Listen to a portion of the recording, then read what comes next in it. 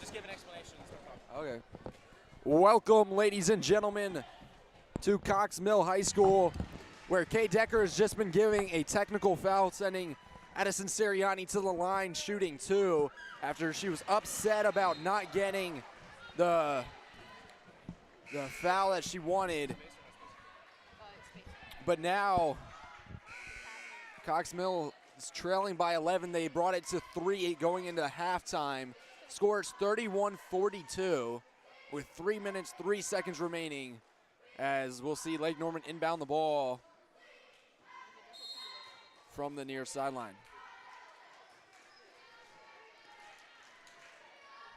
Sirianni gonna play it out to Ryan. Ryan pulls up from 3 and she's good. Kelsey Ryan's been really carrying the Lake Norman Wildcats today, as Kirsten Lewis-Williams has struggled with foul trouble. Cox Mill has struggled on offense as of late.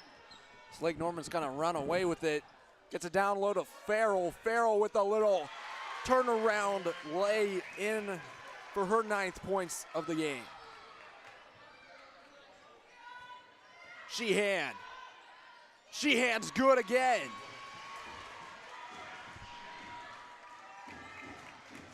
Perry gonna take it down the court. Ariana Perry needs to start something, as Cox Mill's fallen 14 points behind in a game that they've been sticking through so far. From the corner, Farrell, and Farrell's good from 3 off the assist from Marcella Torado. Sheehan with the back down, stolen away by Farrell. That's her 3rd of the night. Perry coming down the court. Ariana Perry sizing up Sirianni. They need to start moving though. They're trailing behind right now. To the paint. Perry, no good off the glass. Rebound by Farrell. And she's gonna go to the line. Batteries right here. I'm Jack Francis, joined by Natalie Lanfear here at Cox Mill High School. We're trying to fix the technical difficulties right now. We're having camera issues. Did the battery die?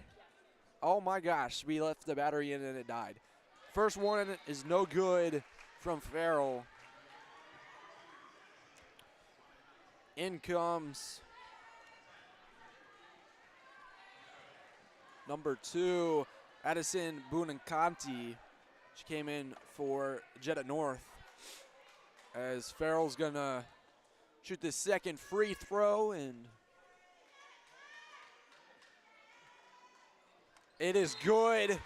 Cox Mill cuts down the lead to 10, 37-47 with a minute and a half remaining in the 3rd quarter.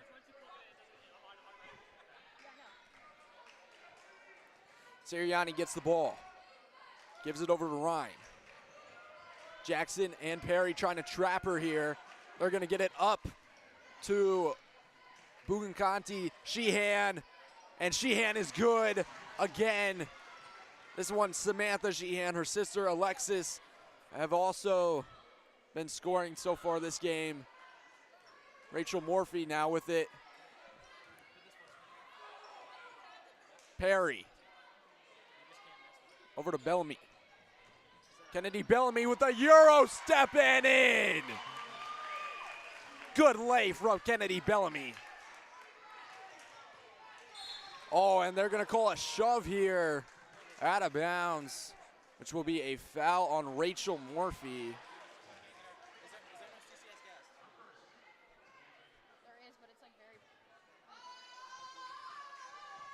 Alexis Sheehan's gonna pass it back to Sirianni. Morphy applying pressure.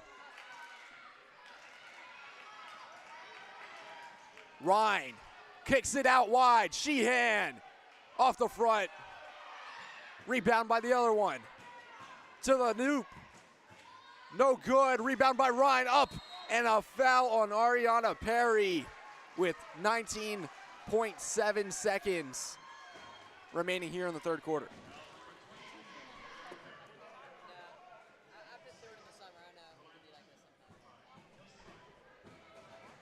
Kelsey Ryan.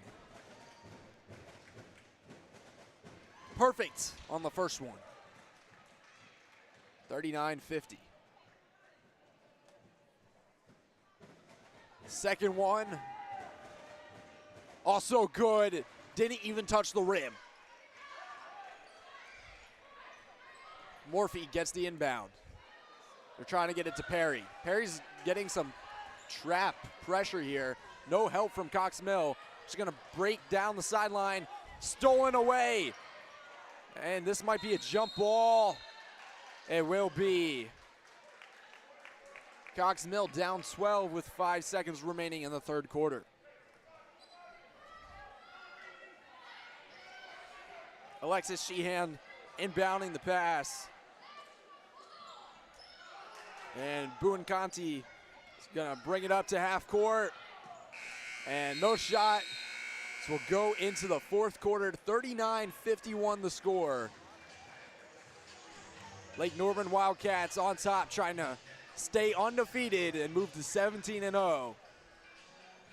As Cox Mill tries to keep their winning record. Right now they're 9-7. They're 3-3 in conference play. We will be right back after the break here on YouTube via the Cox Mill Sports Network.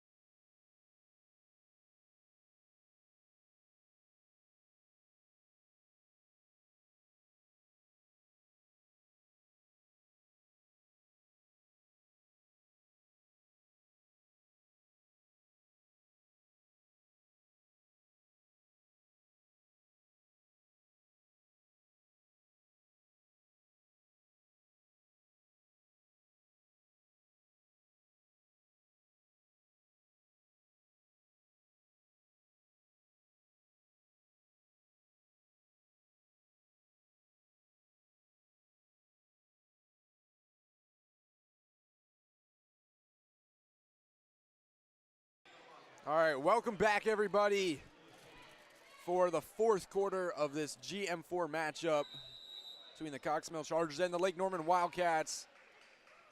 Cox Mill's really struggled to get going here in that third quarter. Was only down 3, fell behind 12.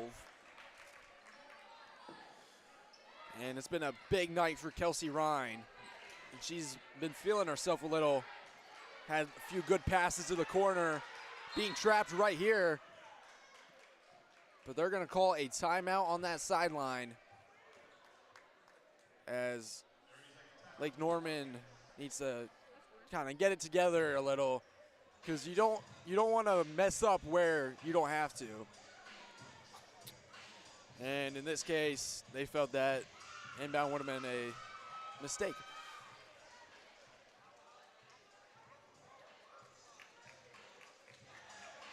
Very quick timeout, though, and we are back in action as they will be inbounded by Alexis Sheehan.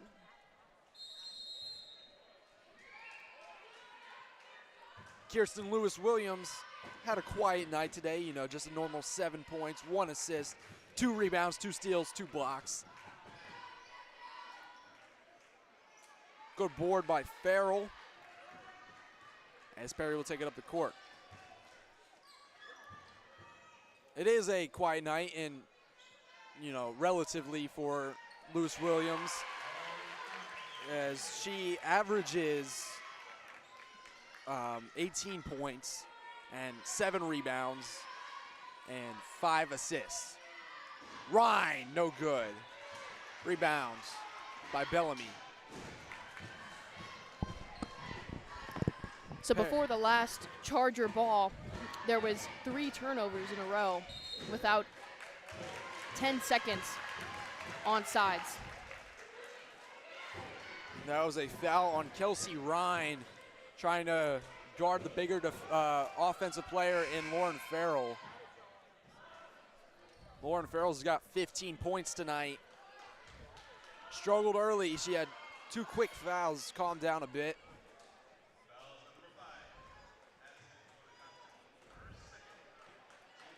Second foul on Ryan.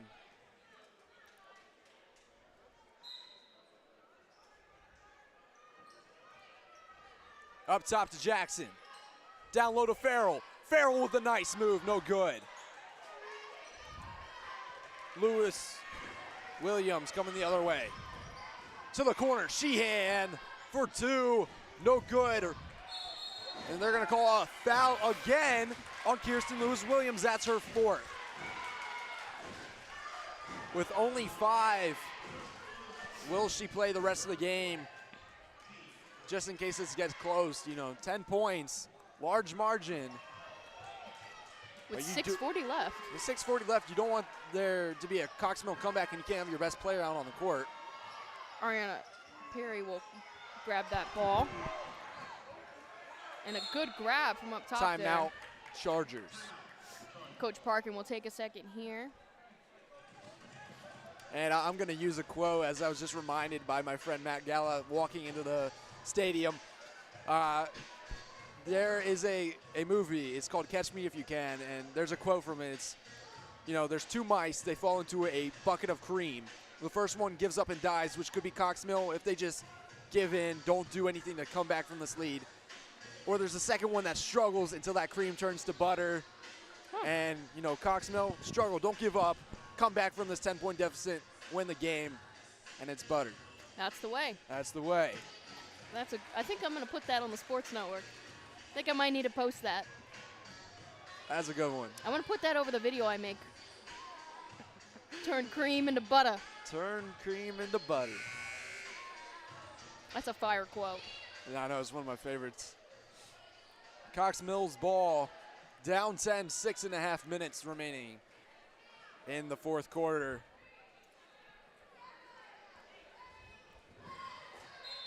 Cox Mill tries to come back from down by 10. Perry to the hoop. Up.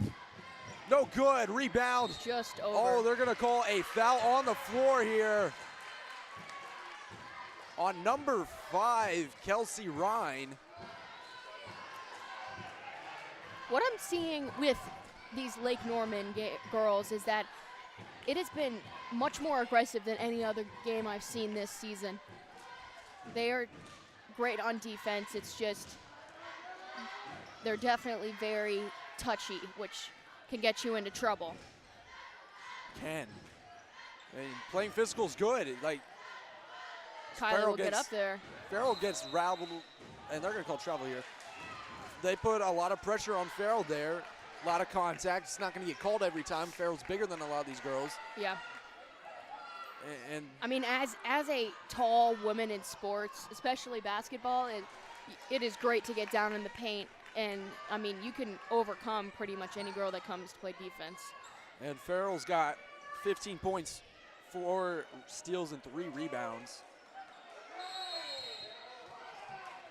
And she stepped out of bounds. I'm not sure, but Coach Parkin is not happy. Yeah, I mean, down 10, you can't have careless errors like that. With there being no points added in the last minute, it is currently 41-51. The Lake Norman Wildcats will add 2 to that. Yeah, Kelsey Ryan is scoring a lot of points today. Perry bringing the ball up the court. The ball. Are you from Boston now? From Boston. You from Boston? Gonna switch it over to Bellamy. Bellamy gonna drop it off.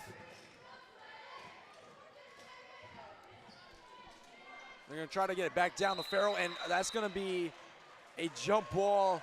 Second time they've caught Kelly Williams in that corner, and it's been a turnover. So we have got a women's basketball update for all the other games going on from the GM4 account. So give me 1 second while that loads through my Instagram DMs because, you know, there's no service in here. Yeah, and that was the issue with the first half and why we couldn't stream that for you guys. We didn't have any internet. Good defense there by Farrell to force that one out of bounds, get Cox-Mill the ball back. Down 12 with 5 minutes remaining. It's going to be a tough one to come back from. I'm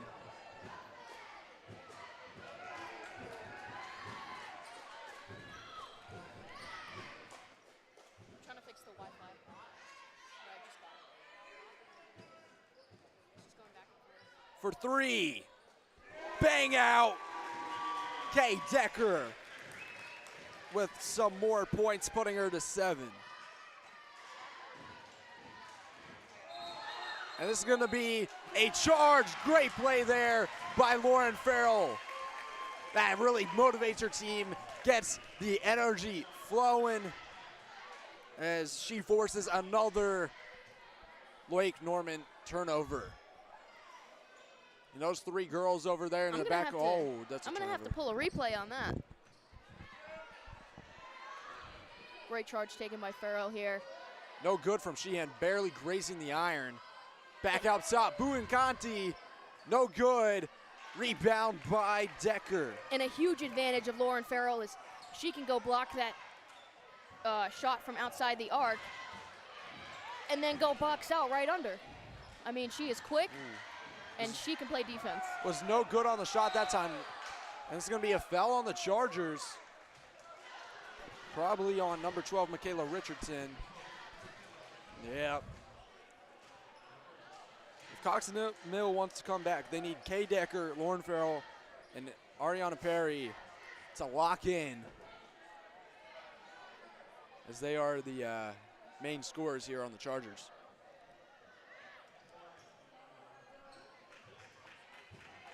Decker and Farrell alone account for half of the Charger points.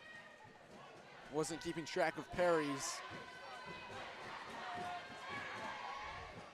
First one is good in the 1-and-1 as Kelsey Ryan continues to feel herself.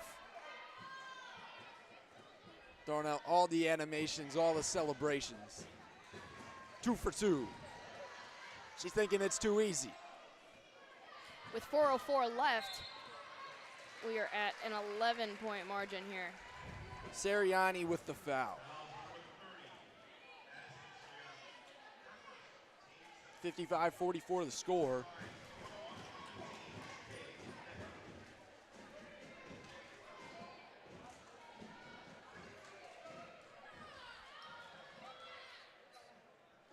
First one, no good. And there's a 1-and-1.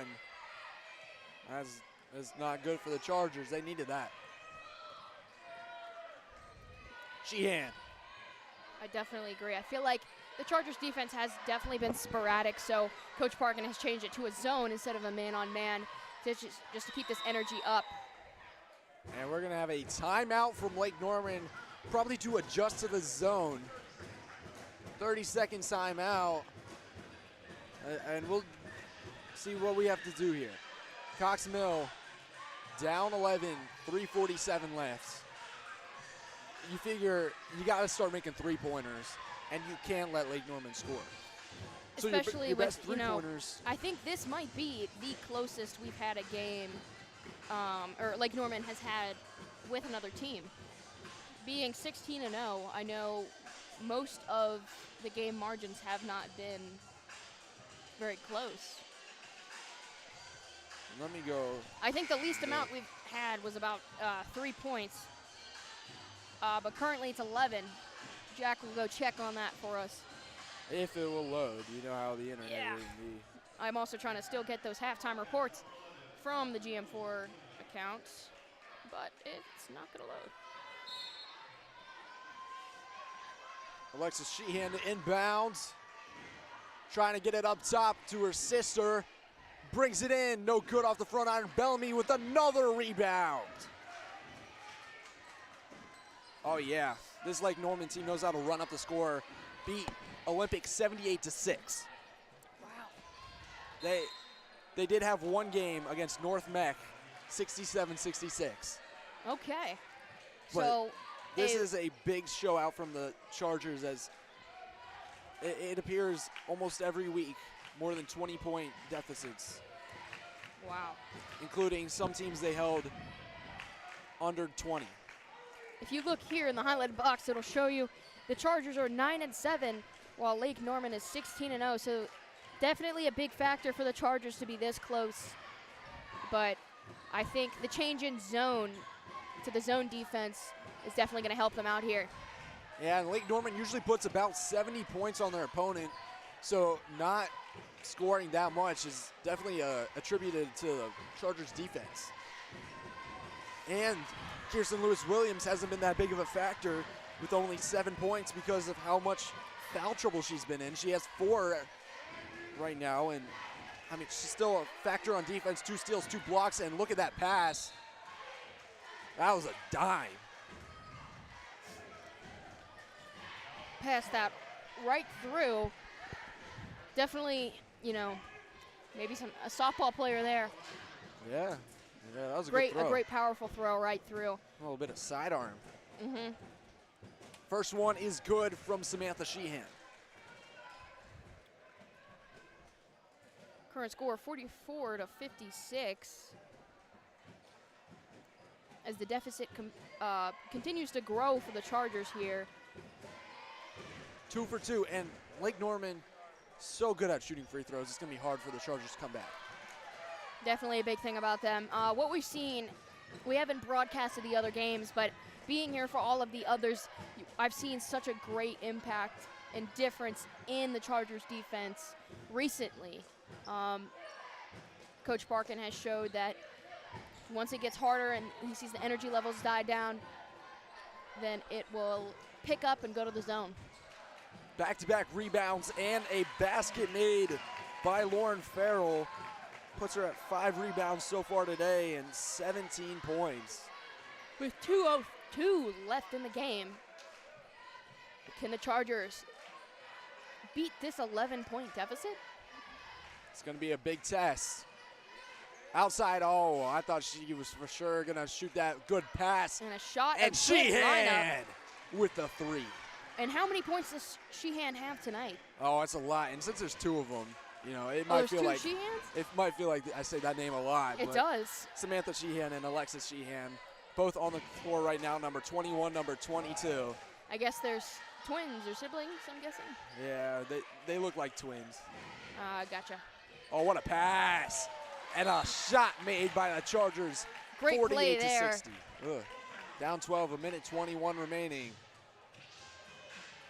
But good play from the Chargers. With the guys' game being a highly anticipated game, we are expected to get an even bigger crowd than you see as of right now. So stay tuned for that. We'll have David and a good friend of his from baseball calling, Shane. They did the SCBL over the summer that we hosted on our baseball fields. So you'll get to hear David, Shane, and Jack. Jake might hop on, I'm not sure, but you'll most likely just hear them. So big shout out to them for calling our guys' game. And we apologize for the technical difficulties. Had to figure out some Ethernet problems. But we are all set up now. And we'll get a full women's game for you next home game. That guy looks like a Lake Norman Sean Dunn. Oh my goodness, he does. We might get a little confused out there later. Sean Dunn versus Sean Dunn. Sean Dunn's doppelganger. How did he get here? It's like the Spider-Man meme. Where they're all pointing at each other. We need to find another twin Sean Dunn, and they can be triplets. Yeah. Look at that. Cox yeah, Mill, that's definitely going to be hard. With 1:17 left. Sheehan wide open. Pass. Good defense by Farrell to just stay straight up, and oh, that's a foul. On number 4. Watching Farrell progress has been such, just such a great thing to see, because her defense and offense have taken such like a high route since the beginning of her starting here. Is she a sophomore or junior? I believe she's a sophomore. I'll have to double check on that, but she's either a sophomore or a junior, but it's definitely been a pleasure to see her play on varsity since freshman year. Oh, that was a good move there by Kirsten Lewis-Williams. There's going to be another foul on the Chargers. This time on number 21, Lauren Farrell, her 3rd. One thing about Farrell is you could go back and replay all of these plays, and it definitely was not a foul, but the refs here tonight The refs have not been bad. they haven't been bad. You can't blame the refs for this one. I feel like Yeah. the refs have done a pretty good job. They have done a pretty good job tonight. Usually we have some issues with that, actually. And it's not like we're playing Hickory Ridge. Oh, yeah. I've seen there's been a lot of complaints about those refs. Oh, yeah. In both games, actually. Oh, in both. With Oh, what a less steal. than 50 seconds left. Farrell. Farrell to Farrell. Farrell. Or Perry to Farrell. We'll call a jump ball here. That was a tongue twister there. Perry to Farrell. Got a little messed up there.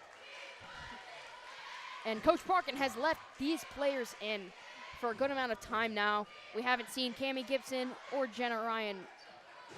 Or not Jenna Ryan, Jenna Diaz, so sorry. I was thinking about my friend. And Perry will come up just a little bit over for that layup. Farrell with almost a sixth rebound of the game. She got the rebound. She just The rebound, but it missed the just second one. missed. Oh, good defense. Oh, yeah. Good steal. A little bit of James Harden-esque. Oh, yeah. People know that play if they know that play. Kay Decker came in from behind on that fast break, knocked it out. Didn't even look at her as she hit it. And this will be Chargers ball with 21 seconds left in our game. Tip-off for the guys' game will be in approximately 16 minutes. So we will stay on this live, and you guys will be able to see their entrance. Kelsey Ryan to Sheehan. With the Sheehan with the pass. left hand, no good. Sirianni rebound, kick out. Ryan after the buzzer, and she's still money. With a 12-point deficit, the Chargers will lose 60-48. On the plus side, Lauren Farrell outscored her average, putting up 17 compared to her normal 10.4. With a great amount of rebounds. Yeah, she had 6, which is actually about 2 less than her average. Definitely the fouls in the first half that prohibited her from getting more. Good play from Kay Decker, had 7 points, 4 rebounds. And Kirsten Lewis-Williams with 7 points, 1 assist, 2 rebounds, 2 steals, 2 blocks. But those 4 fouls actually limited her a lot. The main star of tonight, Kelsey Ryan, has been money from outside and had some beautiful passes to get the Lake Norman 17th win of the season as they won here tonight, 60-48 over the Cox Mill Chargers. I'm Jack Francis, alongside me, Natalie Lamphere, and we'll be right back with the boys' game of the same teams here on YouTube TV.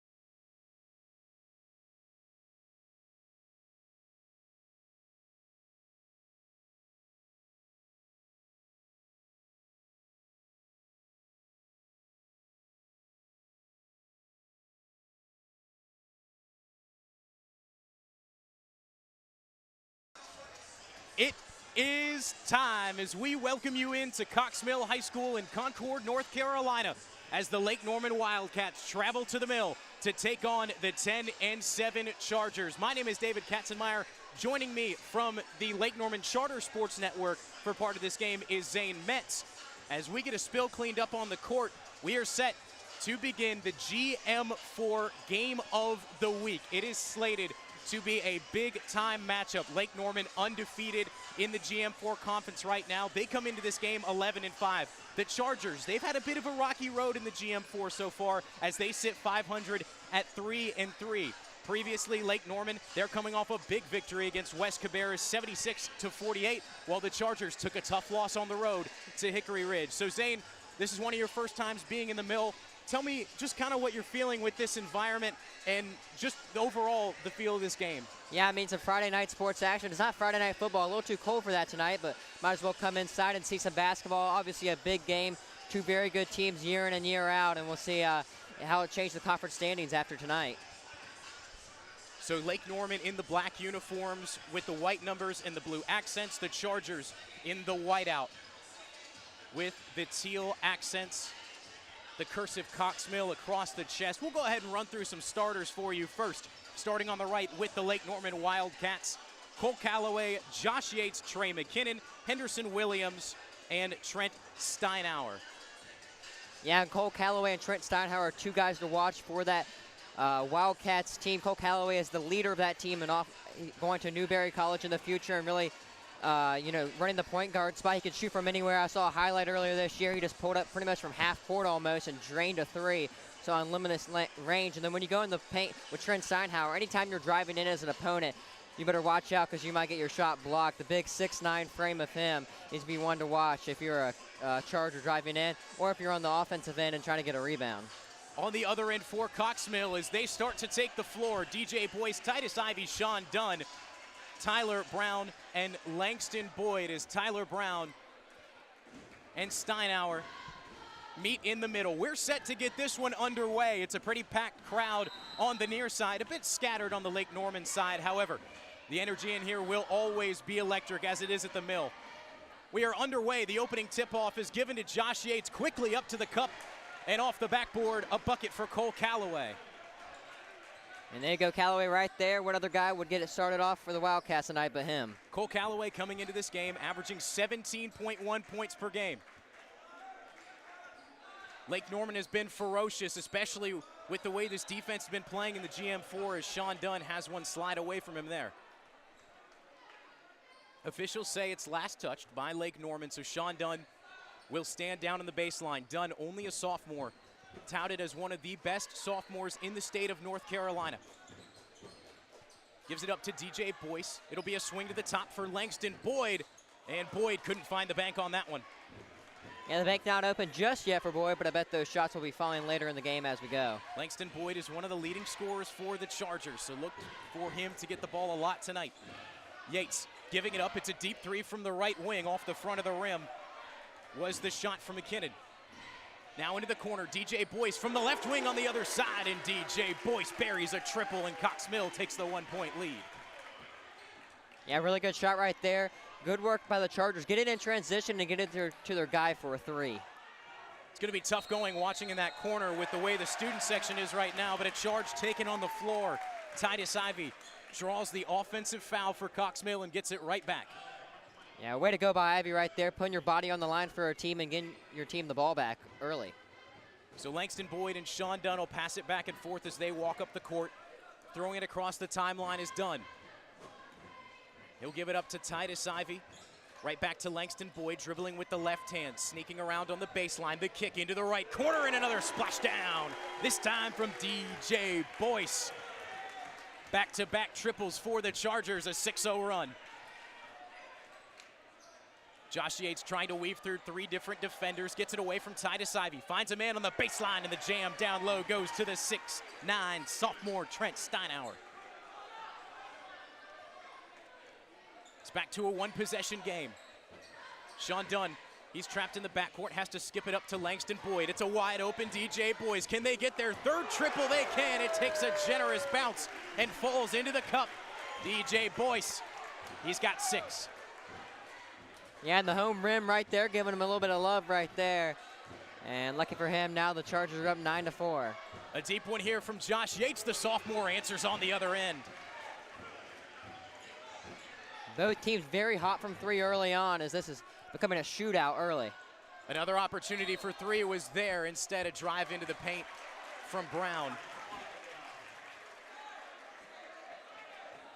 Hitting the deck was Yates, and Yates still looking to be down.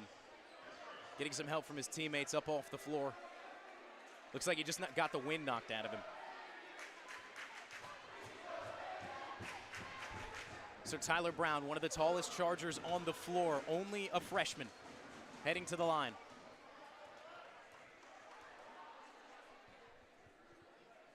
His first is good as he connects from the charity stripe. And when you have a guy like Brown coming at you and you get hit like that, it might hurt a little bit. And luckily he got back up and we're continuing to play.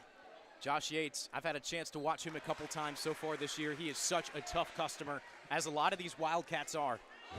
These guys will not go down without a fight. We knew this would be a very physical game.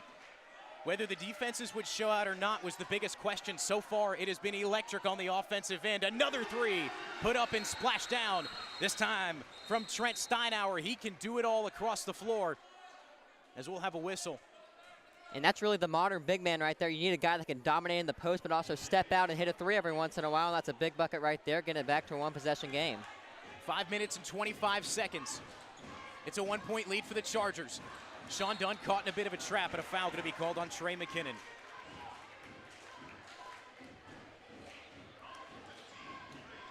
So it'll be the second foul. Check that, the third foul. No fouls yet on Cox Mill. DJ Boyce standing on the near sideline, set to inbound. Gives it quickly up to Langston Boyd, who shifts it right around to Sean Dunn, into DJ Boyce, the patience. Boyce, the shot from the left elbow won't go. And it's an offensive foul. Lake Norman basketball. So we'll see if the Wildcats can get the lead back. They started early with a quick bucket. 2-0, the Chargers took the lead from there. An opportunity to get it back for the Wildcats now. Yates standing on the plant foot, caught in a bit of a trap. That's a backcourt. Stepping on the line was Cole Calloway. And great work from the Chargers right there, meeting their man at midcourt and forcing the turnover. So Langston Boyd giving it back to Sean Dunn. Possible trap opportunity here. Dunn slams it off the court to DJ Boyce. Here's a three. And Boyce, the soft rims here at the Mill have been in effect for the Chargers, as the assist will go to Titus Ivey. Another loose one on the floor. Chargers fighting for it. They've been able to force a turnover here. Brown giving it up quickly in transition. Sean Dunn one-on-one with Yates, hits the brakes, gives it up to DJ, and DJ for another three, couldn't get it. Titus Ivey came flying in, but was unable to find the putback. A spin on the other end from Trey McKinnon, hits the deck. Loose ball is picked up. Shot was put up by Henderson Williams, and the Chargers able to recollect it. And gritty from both teams right now, getting on the floor and willing to sacrifice their body, as we see a mid-range shot miss right there with a putback, and now the Chargers are up by 6. Titus Ivey is one of the most high-flying players in Cabarrus County. There's not many guys who can touch the top of that white square on the backboard. Titus Ivey is, showing you why he is a football commit to go play at Virginia. Lake Norman trying to answer on the other end. Three ball goes for naught. Sean Dunn picks up the rebound. It's been tough going for Trey McKinnon so far. Here's Dunn from the right wing. Dunn can't connect. Yeah, and the Wildcats right there, lucky, leaving Dunn wide open, kind of missed their man, trying to see who was going to pass here. He said, hey, I'm wide open, might as well take it, but just rimmed out. So three-man substitution getting ready to come on for Cox Mill. The senior Jack Walter, number 20. The freshman Micah Bright. And the junior Eli Anders, number 15. And those guys coming off have to be tired. Really no stops, no timeouts so far. That's the first substitution in the game so far, and we only have 3 minutes left in the first quarter. Micah Bright, he stand in, taking on Nick Arnold. It's a kick to the corner, a drive down the baseline, the step back, and the put through. Trey McKinnon. was able to work over some of the shorter defenders in the paint for Cox Mill. Micah Bright with the ball. He might be a freshman. He might not be the tallest, but boy, can he shoot the cover off the ball. And Bright will be fouled. 18-10, 3 minutes and 6 seconds left in the first. The floodgates were open early. They've slowed down for Lake Norman, but the Chargers, they have been all on the gas pedal. 18-10 your score.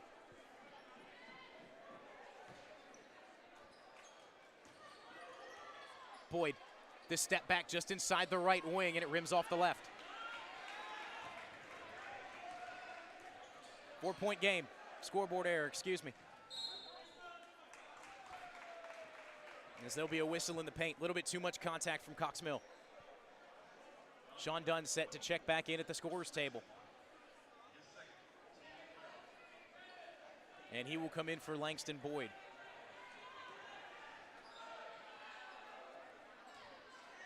Pass into Cole Calloway. He'll jack one up. It's off the front side of the rim.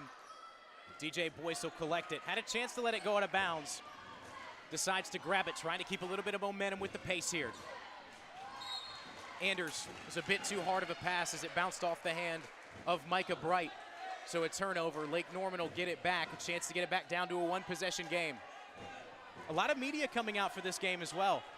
See a lot of people down on the baseline. Looks like some news cameras are here, covering all the action in one of the best games, if not the best game in Cabarrus County this weekend. Cox Mill back down the other way. Sean Dunn caught on the plant foot, goes 360, gives it up to DJ Boyce, and Boyce is fouled on the way up. Was looking for the spin off the glass with the right hand. Instead, he'll have to try to find two the hard way. Yeah, and Boyce is so athletic. I mean, anytime you try to find a way to stop him, he's going to cut past you or get past you in some way, somehow. And we see him right there get on the offensive boards and then now at the free throw line. Boyce nails the first. He's one of the top scorers on this Charger team. As when he is hot, he is almost always automatic. One of the most fun players to watch in Cabarrus County. 18-12 now. Arnold, the give. A deep three from the right wing, and it misses everything. Grant Dryden couldn't find it. Sean Dunn caught back towards the volleyball line. A long one out to Micah Bright, the freshman looking for his first points, and it slips off the back of the rim. So Nick Arnold hesitates, drives through. Arnold, the right-handed finish, high off the glass. And a big-time bucket off the bench for Nick Arnold. And a tough finish right there. Driving to the cup, taking the contact, and getting the points while you're at it.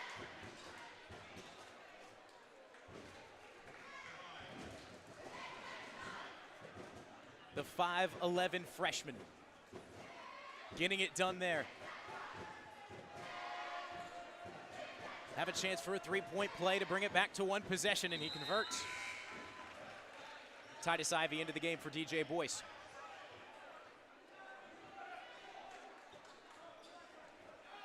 So a 5-0 run for Lake Norman. Jack Walter gives it up to Micah Bright. Bright has to give it up to Sean Dunn. Tight defense here from Lake Norman, trying to force a turnover. And they'll force a travel out of Sean Dunn. Looking for an explanation, shaking the head, a bit frustrated with the call.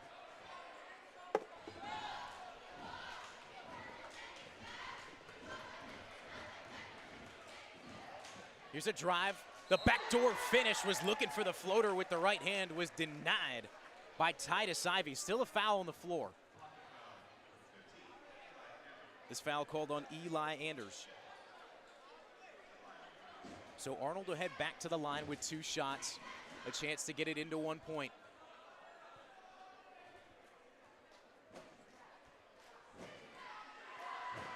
Really no stoppage of play so far, huh, Zane? No, very fast-paced game, and we also see that on the floor as well, going back and forth, and especially early, both teams trading threes, trading heavyweight blows back and forth, and now it's kind of slowed down a little bit, kind of getting into more of a rhythm of the game. And Nick Arnold, he's got the hot hand right now, as he's able to bury both. So Micah Bright and company will bring it up the floor. Sean Dunn having to feed it right back to Bright. taking a step back, shifting directions to the left, caught in a trap, having to weave around, able to find Jack Walter. He'll take a dribble before giving it up to Anders. Now to Titus Ivy. Ivy, the off-balance floater, it won't go. And Anders, he's going to pick up another foul.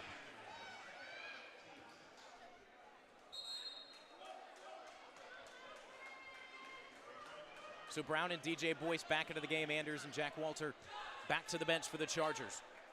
1 minute and 4 seconds left in the first. Josh Yates is back in the game for Lake Norman as well. Arnold running downhill, kicks to the corner. The open three look is buried. The lead back with the Wildcats. Henderson Williams, the 6'5" senior, getting in on the action for Lake Norman. It's an 8-0 run. Dunn, heavily covered up. Not a lot of separation from Gruber. Here's a three from DJ Boyce, and the electricity off the bench from Boyce. He got a breather, and that might have been what he needed, able to recollect the lead. We're back to trading blows from the three-point line from both teams. Yates thought about it. Boyce was in his face. The step back, the shift to the right. A nice move from Josh Yates as he's showing off some of the fancy footwork. Yeah, and we'll have to see what Cox Mill does with the final shot of the quarter. 7 seconds. Boyce, kick to the top of the key with Micah Bright, firing one in for Brown, and Brown is fouled. And Lake Norman thinking they got all ball right there, but the refs think otherwise. They're calling for either all ball or a double dribble, or an up and down, one of the two.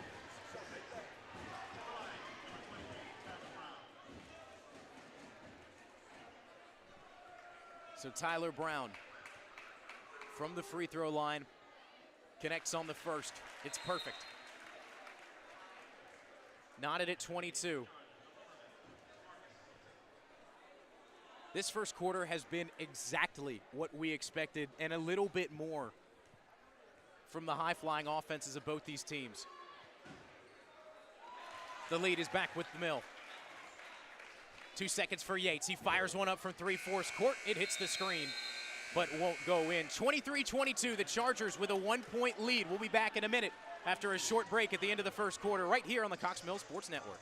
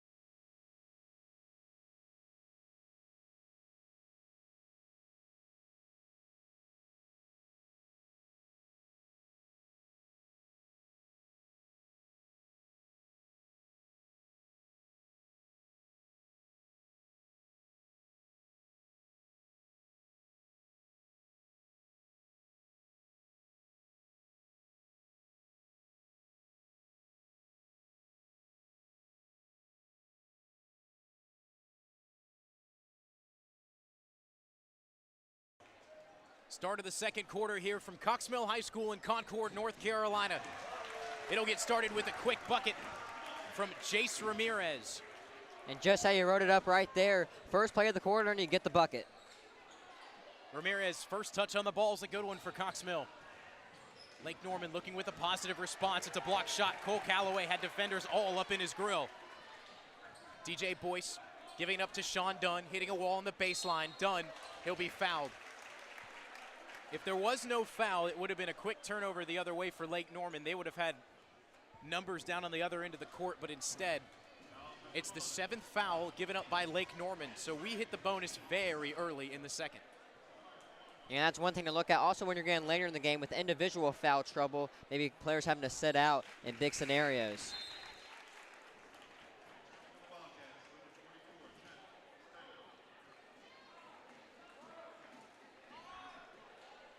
So Cox Mill with a 4-point lead, only 30 seconds into the quarter.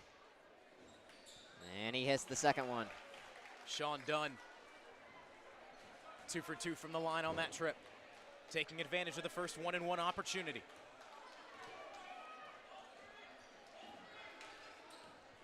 Seven minutes and 20 seconds. Ball in the left wing. Arnold covered up heavily by Titus Ivy.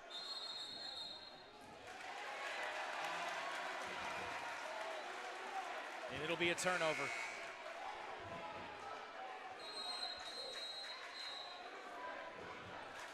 And good work from the Chargers right there, forcing the SU on defense and getting the ball back to try to extend their lead. And as always, with these YouTube live streams, we'll get it changed here. I'm looking now, the comments are turned off. So we do apologize about that. But we'll get the comments turned on at halftime. So if you do have any comments, think them up, drop them in the chat. We'll give them an answer before the start of the second half, and maybe throughout the game if you got anything like that. I think David just doesn't want to hear anything mean about himself on the stream. Hey, I didn't set it up. You can blame Natalie for Yeah? that one. Natalie set all the streams up here. So back to the action, down on the floor. The floater up over the hands of Titus Ivy. This one off the hands of Grant Dryden, the 6'4 junior. DJ Boyce up with the right hand, the strong finish, and the punctuation to the cameras on the baseline.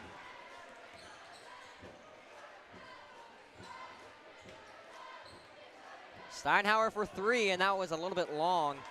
And ball going back to Cox Mill. Sean Dunn trying to enter on the right wing. Lost it, able to recollect it down the baseline. Titus Ivy was going up with bad intentions, and Ivy connects on the layup, a chance for 3. And that is a bad man if you're a defender seeing going up and trying to yam it home. Can't get the dunk, but gets the 2 and the 3 throw. You got to be scared because you know he can jump over you. Yeah. If he gets enough vertical and enough downhill, I mean, you know he can go square over your forehead. So Langston Boyd checking back into the game. The junior recently joined this Cox Mill squad. 10 offers from Division I schools across the board. UNCC, ECU, Mississippi State, Ole Miss, just to name a few. The cut back to the right from McKinnon. Shot won't go. Sean Dunn behind the back. Hits the break, stutters. The high floater, didn't have enough on it. Rebounded by McKinnon underneath. And it'll be a push. 5 minutes and 54 seconds left in the first half, 32-24. The Chargers leading. Now into the bonus. Go the Wildcats. So while there wasn't much stoppage of play in the first quarter, fouls ran very heavy. So it almost felt like a normal first quarter when no timeouts were taken. First of the 1-and-1. It's off the mark for Tari McKinnon. Sean Dunn creasing with the right hand, a big time block flying out of bounds off the hands of Trent Steinhauer. Steinhauer trying to get his Wildcat teammates fired up here. And a block like that will do it. You got to find some way to get momentum back into the floor. There feels like there's a seal on the other end for the Wildcats right now, especially from beyond the perimeter. Jack Walter, another new face into the game for Cox Mill. He stands on the baseline, ready to inbound. Walter skips it underneath. It's a nice find to Langston Boyd, but Boyd too much on it. Weaving around is Nick Arnold. He'll give it up to Steinhauer, and it'll be a travel. And after a great first quarter offensively for the Wildcats, only 2 points so far in the quarter, and the Chargers starting to run away with it a little bit.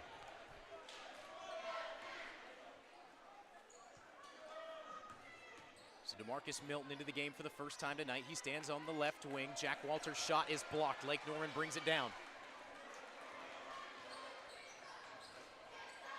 McKinnon trying to shift back to the right. Walter hitting the deck, sliding over the ball. And a timeout taken by the Chargers, able to retain possession. So they'll get it back. And our first real timeout of the game, it feels like, comes from head coach Ty Johnson. And a very smart timeout right there, seeing that his guys on the floor fighting for the ball. Might be a jump ball coming up next and calling the timeout and keeping it Charger ball. And it'll be a great opportunity for Grant Hodges to take a second and talk with his Wildcats as they sit down with 5 minutes and 19 seconds left. The Chargers leading by 8. And if you're Coach Hodges right here, what are you saying to your team? Well, right now, there really hasn't been much fluidity so far. I mean, really, when you've gotten down the floor, it's either ended in a turnover, we've had travels, we've had just bad possessions down the floor for Lake Norman. The reason Cox Mill has been so successful has been really in the upper half court pressure.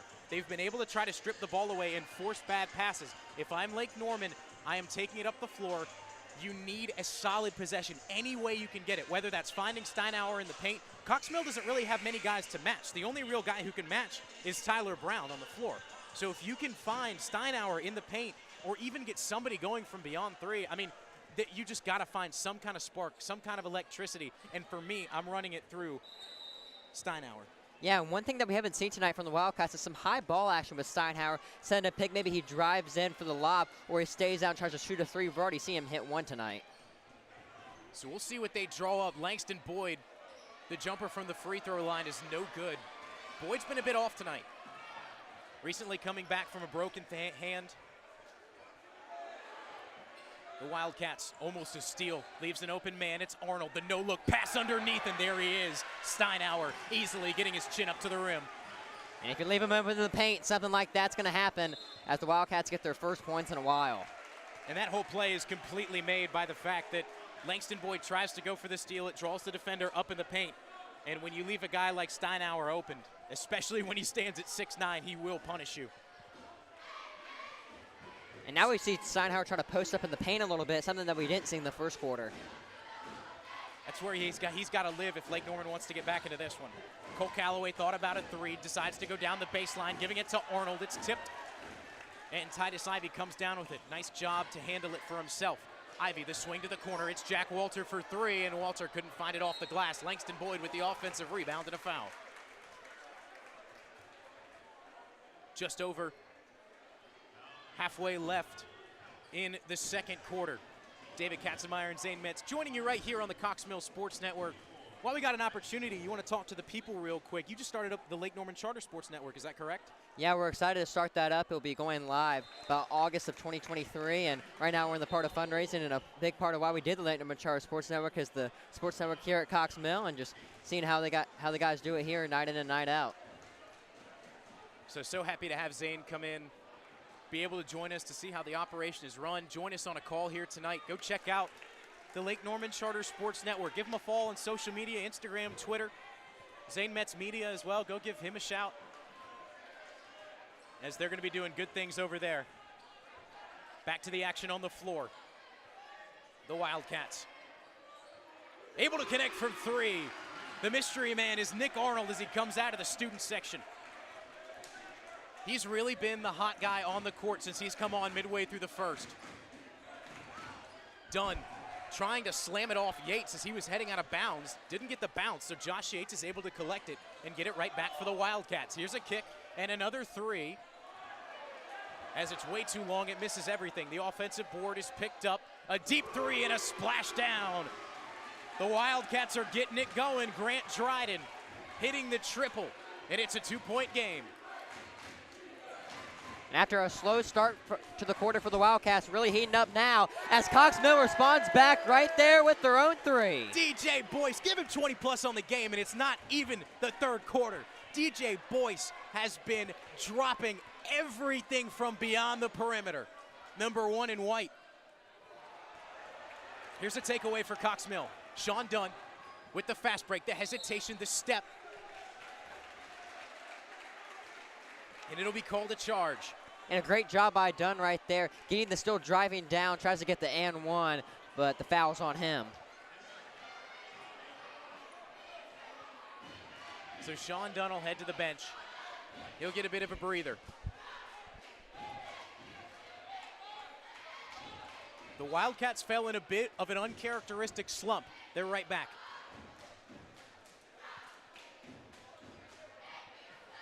A kick into the corner. Driving down the baseline is Arnold, giving it up from beyond the perimeter. Covered up very well by Cox Mill. Now into the right corner. And they say Arnold stepped out on the baseline. So Cox Mills, quick cover-ups on defense, able to force it back into the hands of the Chargers. The freshman Micah Bright ready to take it up the court. Jack Walter walking over to the scorer's table for Cox Mill.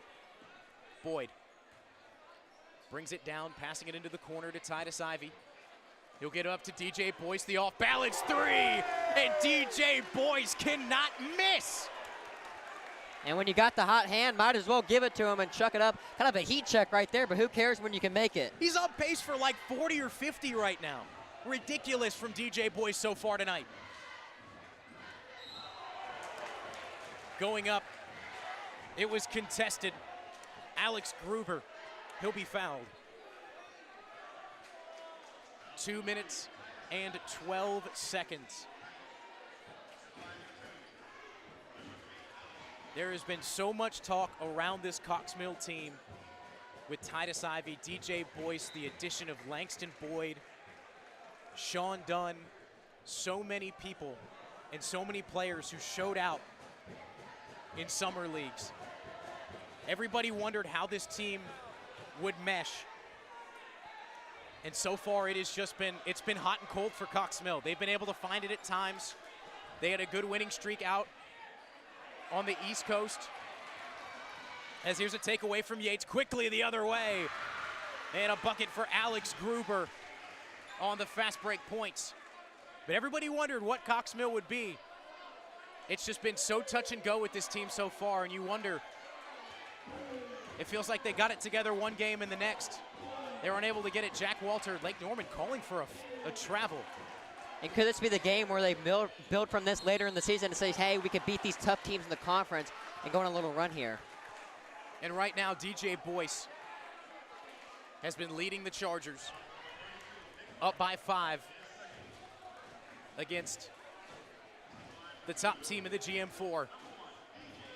So DJ Boyce, he'll have a chance at the line.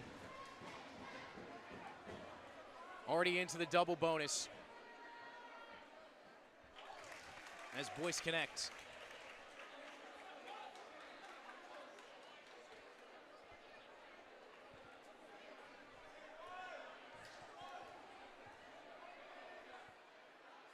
And he will make the second one as he stay hot on the night.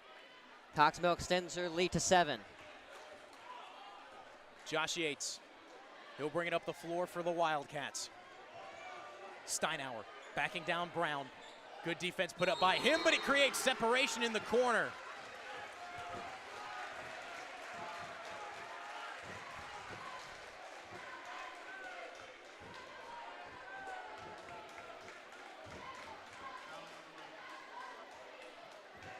So we'll see what the call is. The bucket will count. Henderson Williams checking in for the Wildcats. We're having a discussion. All 3 of our head NCHSAA officials meeting at the top of the key right now to see what the official call will be. Yeah, we might have a 4-point play right here and kind of a tricky call. We'll see what they say in the end. Well, it'll be interesting because it looked like the official on the baseline called the foul on the floor.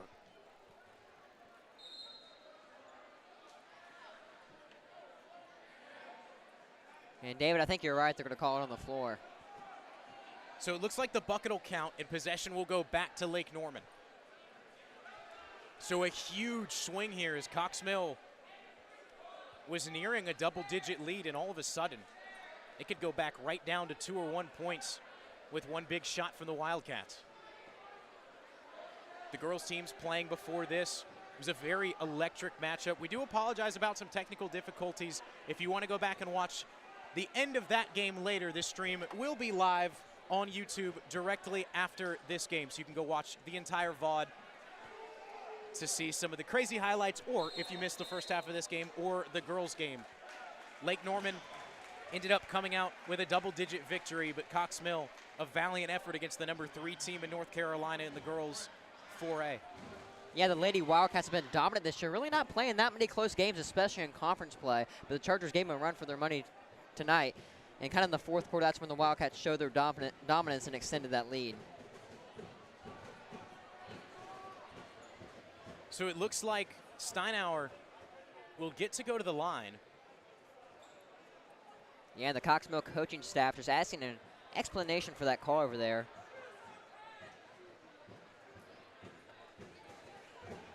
And we'll see if this is one shot or more, as this will be two. So the official ruling is the bucket counts, and it was a foul on the floor, so that results in 2 shots at the line due to Lake Norman now being into the double bonus. So you can see Ty Johnson fired up after that call, still trying to find an explanation from 2 different officials. 42-39, a minute 14. A high-scoring first half. Micah Bright, he's left open from beyond the perimeter, and he misses his second 3. Titus Ivy, a big-time offensive board, but it's taken away by Josh Yates. A 3-point game, the step-back 3 for the tie. It's a bit too long. Steinauer has it stripped away. He found the offensive board, and a foul. Yeah, Steinauer on the floor trying to get that ball back, and the Chargers going to get it. He commits the foul right there.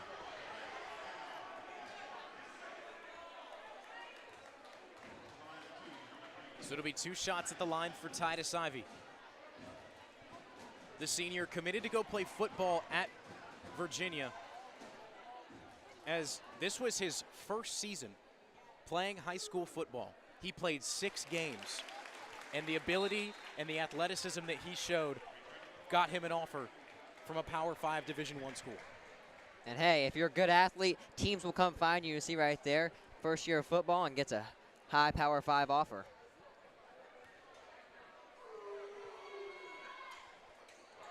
Missing the second one, a scuffle for it. Grant Dryden was able to box out 2 Chargers for the rebound. 47 seconds, 4-point game. Yates, a nice spin back to the right. Josh Yates couldn't find the finish. And a foul under the bucket. Hitting the deck was Titus Ivy, and it feels like almost any contact tonight really has been called a foul. But that's what happens when you have 2 teams who love to play the full court press. They love to play high pace. You're going to get a lot of contact fouls, especially in transition. Yeah, and you're going to see these scrappy games, especially in conference play, when every game just matters a little bit more.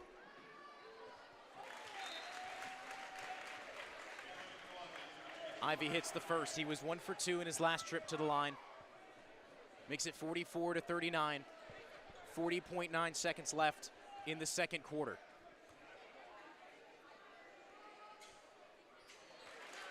He'll hit both this time. 37 seconds. The slow-moving drive up the court for Nick Arnold might suggest that the Wildcats will hold for 1. We'll see what their game plan is here. Gruber driving into the paint, kicking it out to the wing. Into the corner. Dribbling under and a whistle.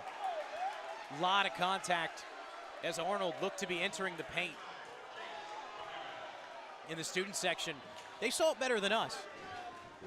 And y'all at home as well. As there's not too much view down in that left corner. Hits the first, Nick Arnold. Yeah, and the Mill faithful really showing out tonight to support their team in a big conference clash.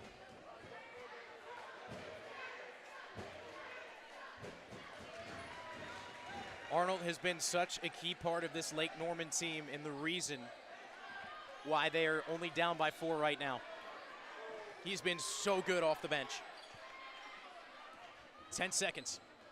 Micah Bright. It'll be a handoff to DJ Boyce. He'll probably look to take the last shot. Boyce giving it up to Titus Ivy, contested. Ivy deep for 3 at the buzzer. And Titus Ivy with the big time deep NBA range 3 to give the exclamation point and the momentum to Cox Mill as we head into halftime. 48-41 right here at the Mill. Upset alert for Lake Norman as Cox Mill leads by 7. And if you needed any more momentum going into the half, how about that? A big time 3 and Cox Mill up by 7 going into the break. We will be back in about 10 minutes. Jack Francis will be joining me on the call. Zane, if this is the last time we hear from you, thank you so much for joining us. It has been such a pleasure having you here tonight, and I'm sure that all the folks at home, as well as myself, will be intrigued to see what you do over at Lake Norman Charter with the Sports Network. Well, thanks for having me, and I'm glad I could come out and help you all out. We'll see you in 10, everybody.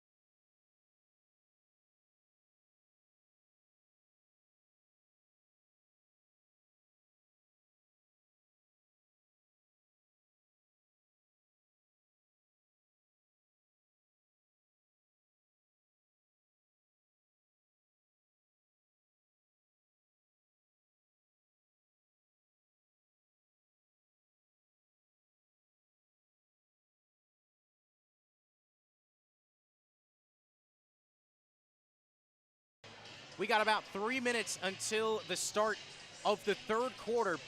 We got the live chat working. So if anybody wants to drop any questions, doesn't matter how random, whether they're for me, whether they're the question you want us to ask after the game on the interview that'll be posted on social media, drop them in the live chat. Let's get some viewers, let's get some viewer interaction going. I'm excited. We'll be right back in about 2 minutes and 30 seconds.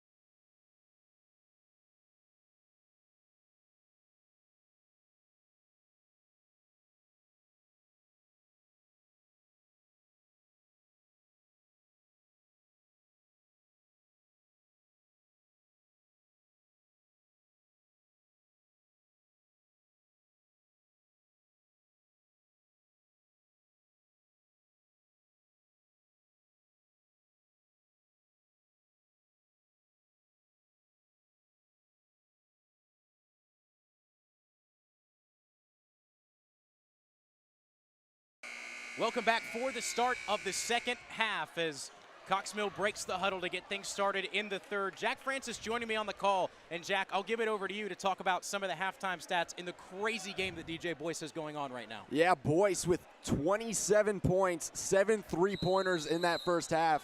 Going out of his mind, 5 3-pointers in that first quarter. Slowed down a little bit, but, I mean, it's hard to replicate that. 23 pointers in a game would be insane, and Lake Norman's really sharing the ball nicely. Their leading scorer only has 7 points.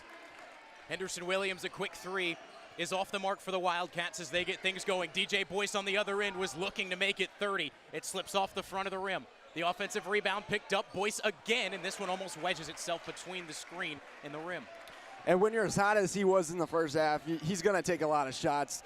If he starts to cool down a bit, he might start passing, but it's so hard to pass when you've made 7 3-pointers. A really deep three bounces off the front rim.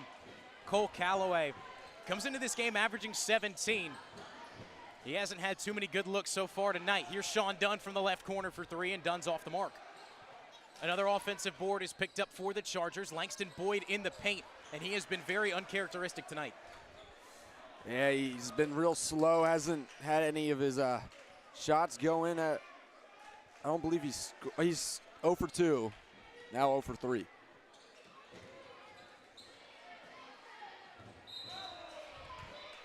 And a travel. Working in from the charity stripe was Henderson Williams. So the senior who's had limited playing time tonight.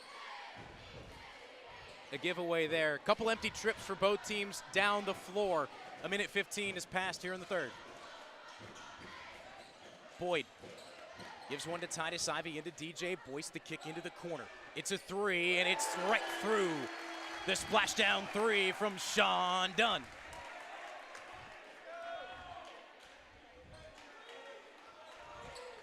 One of the most electric sophomores in the state of North Carolina. He runs over to cover up as Trey McKinnon can't find the three ball. Boyce, what a find to Sean Dunn. The patience underneath, but Steinauer with the rejection. Tyler Brown has it stripped away, quickly moving back up the court. It's a give to McKinnon, shifting hands, and McKinnon is fouled. Was working from right to left to right. Had that left hand swatted when he went in transition, so he'll have to try to find two the hard way. Yeah, Sean Dunn on all these fast breaks. Hand is up in the air. He wants that ball. He wants to try to dunk it. He might not be the tallest guy, but he gets up there. Loves to post videos of him dunking on his TikTok. It's very, very important to him how he can get up there. He really works hard at it. But trying to get that pump fake worked the first time, ends up getting blocked by a very tall Steinauer.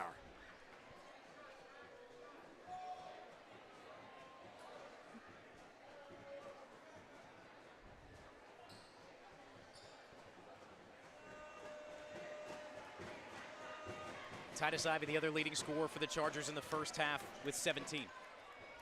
It's really been a healthy dose of both of those guys. As here, we see one of them, DJ Boyce, drop it to the waistline and throw it back up, young man. He is showing out tonight. The Euro step down the baseline, heavily contested for Trey McKinnon. Nothing really rolling for the Wildcats on offense. Langston Boyd underneath, looking for his first bucket. Too much on it. As that sandwich was overflowing with mustard right there from Langston Boyd. Foul on the floor and the putback from Sean Dunn, so he'll have a chance at the line.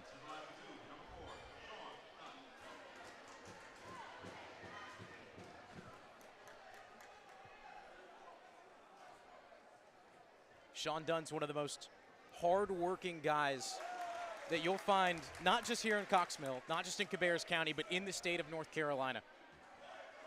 Getting to see some of his workout routines in the offseason, before games, during the season. There's no guy that stays in the gym longer than Sean Dunn.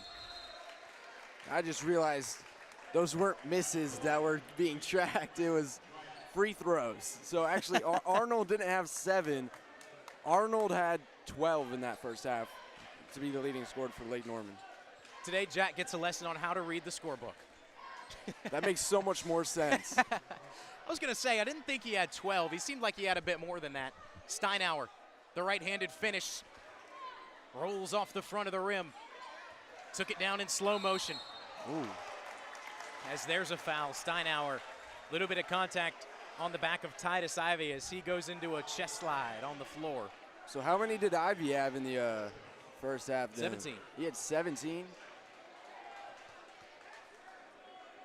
I don't want to say it's been a 1-2 punch, but it has been calamity for Lake Norman when they've been on the floor. So are the open circles 5 then? Is that how that works? Nothing from the free throw line. Just 0. Oh. I believe. Well, Maybe I need a lesson in the scorebook. I don't know. Maybe you counted wrong, and I'm not sure. Either way. Up and under from Arnold. Off the front of the rim. Oh, that looked like good defense to me. He went straight up. He's going to get called for the foul there. Here's what I'll say. We'll blame the guy writing in the book and not us. It's never our fault. That's my neighbor. Hope he doesn't watch it back. Yeah. Either way, Titus Ivey, DJ Boyce, they have been the biggest ones to watch on the floor tonight for the Chargers. 4 minutes and 52 seconds, 57-42. Coxmill has run away with it.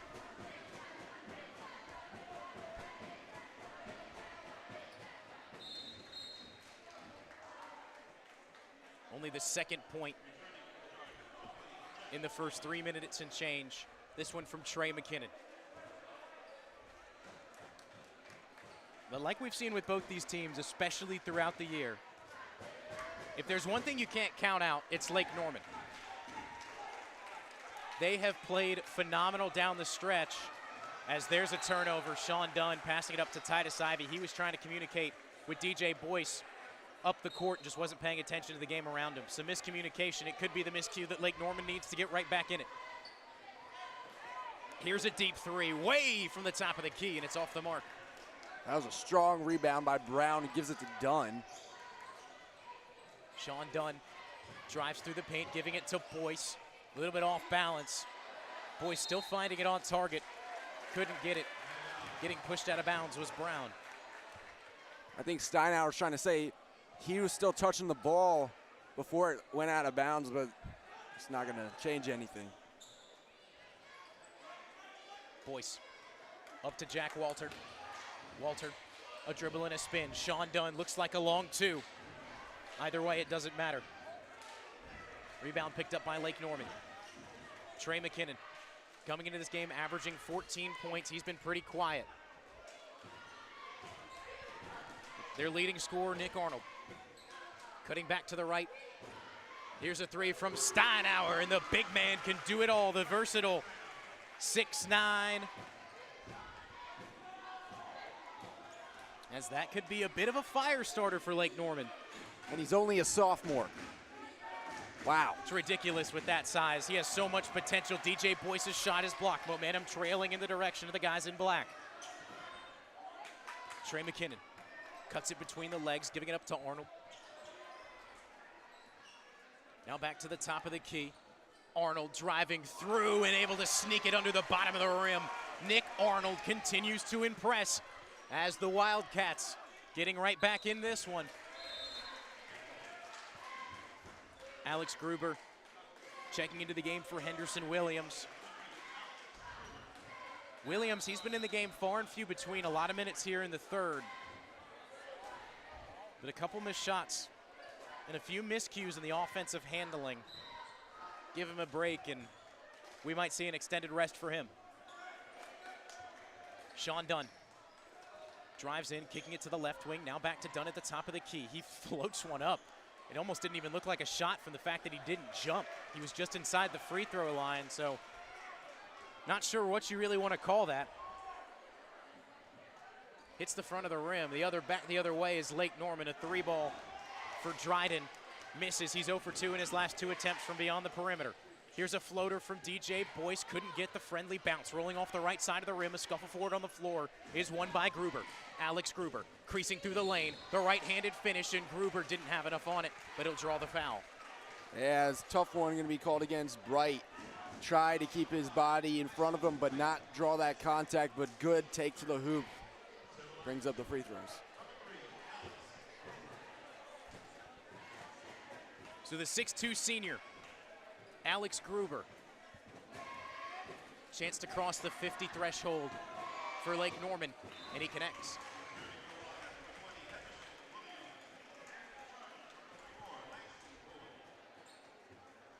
So Henderson Williams checking pretty quickly back into the game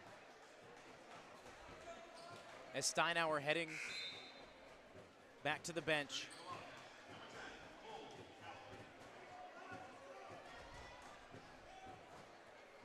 So my assumption was very incorrect. What did you assume? As Williams was only on the bench for about a minute. Because you thought he was going to get a long rest. I thought he was. They need the size when taking Steinauer off the court. The offensive rebound from the free throw is picked up.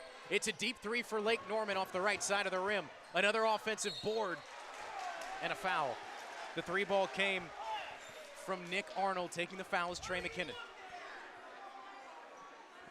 That might have been the furthest ref away, but he might have had the best angle as he called the foul. Bringing 2 shots to the line. McKinnon hitting the first. Titus Ivey checking into the game for Tyler Brown. We really haven't seen too much of Brown apart from a good few minutes in the first. I wonder if he's dealing with some foul trouble or not.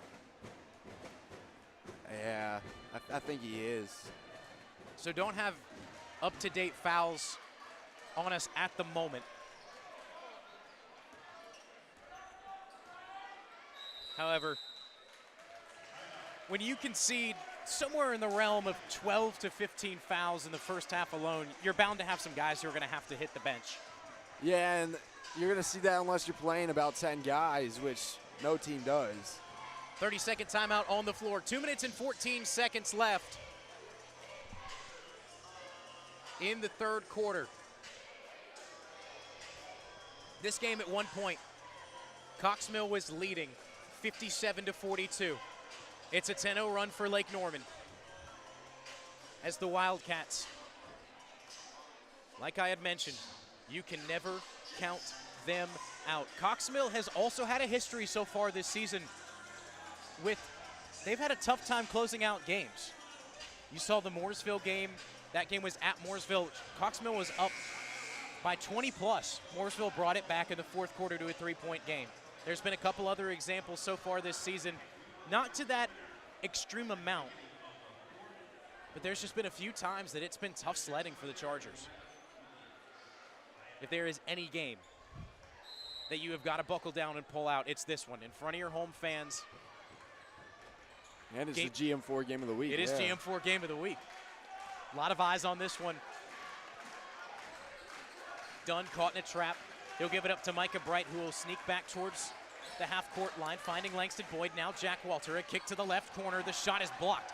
Pulling it down out of the air was Titus Ivy, but it'll be going the way of the Lake Norman Wildcats. So a chance to bring it back within one possession. And man, what a swing, Jack. I mean, it feels like 1 second Cox Mill can't be stopped on offense, and then all of a sudden, a couple trips to the free throw line and a couple buckets on the floor have the possession and the momentum right back with Lake Norman. Trey McKinnon. 2 dribbles and a kick to Josh Yates. He's had some foul trouble, but Josh Yates proves that he is a pivotal part of this Wildcat offense. An elusive three-pointer for Lake Norman falls as it's back to a 2-point game. Yeah, and Boyce hasn't really been turning up as he was in the first half. Oh, and Lake Norman's had a lot of blocks. They blocked that one after the play. It's going to be another foul on Lake Norman.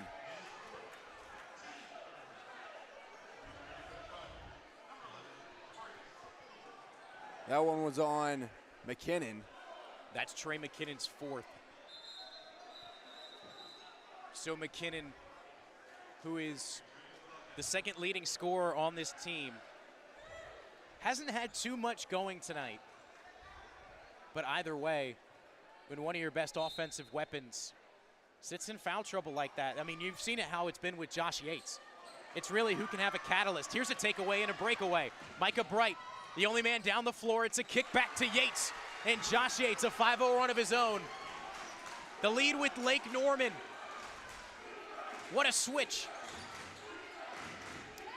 A 16-0 run.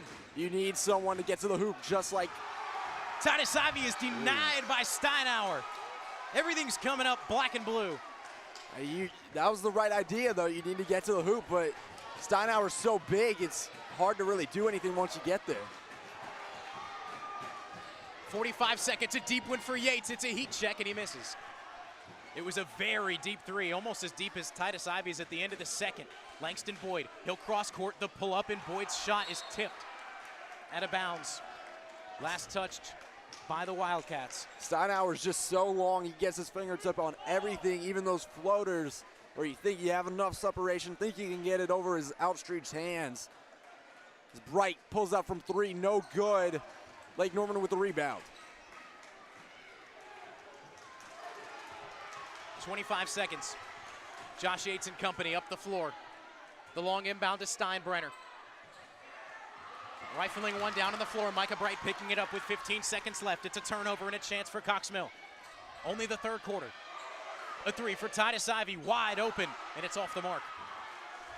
Rebound pulled down by Henderson Williams. 3 seconds. Yates heaves it to Steinbrenner, and Steinbrenner couldn't get it off. Yates almost should have just pulled up from where he was. There was a scoreboard error, as we're knotted at 57 according to the gym. End of the third. I think there might be a scoreboard error on the one in the gym. I think we might be right. saw this happen earlier in the game where Jake was editing it, had it down pat. I thought he was wrong. I thought I couldn't change it. But Lake Norman's pleading, thinking that they're up 1. We have it 58-57 on here. That's what I thought it was. So we'll have the updated score, whether ours is right or the gym is right, when we come back for the start of the fourth quarter right here on the Cox Mill Sports Network.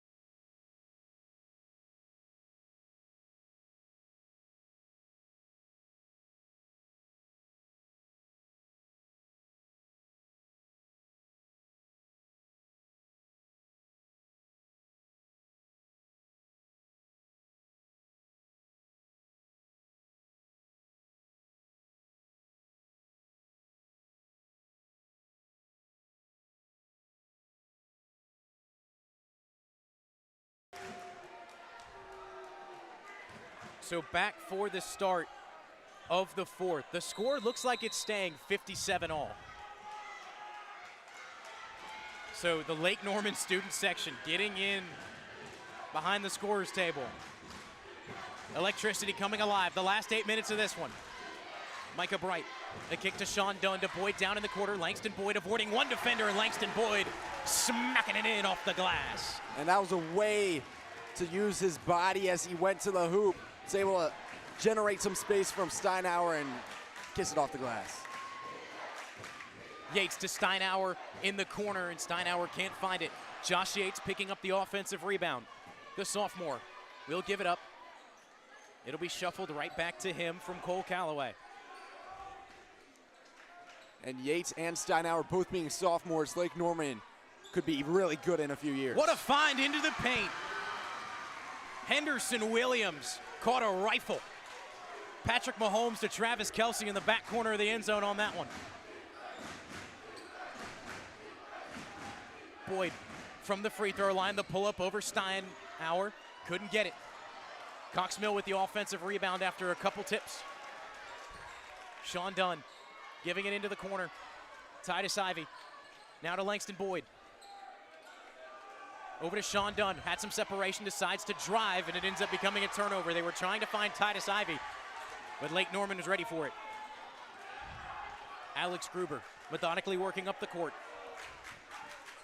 Langston Boyd up in his grill. They'll give it up to Williams, back to Gruber.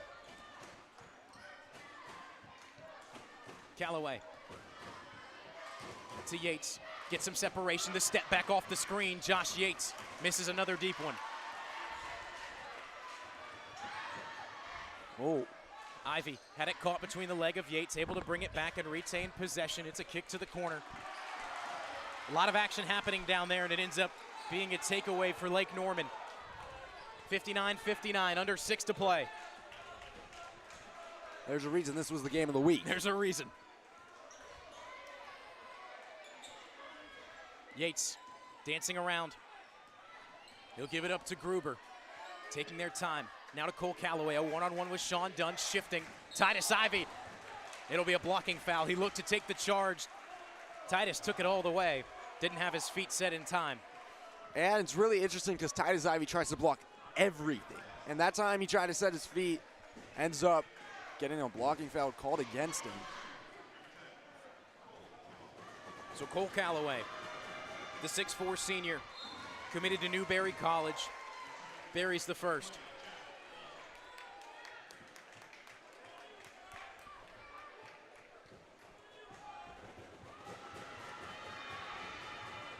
It's a 2-point lead for the Wildcats.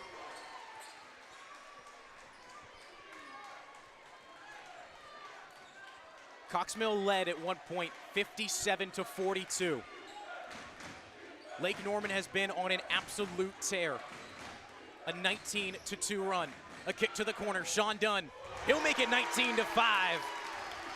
The connection for three from the sophomore.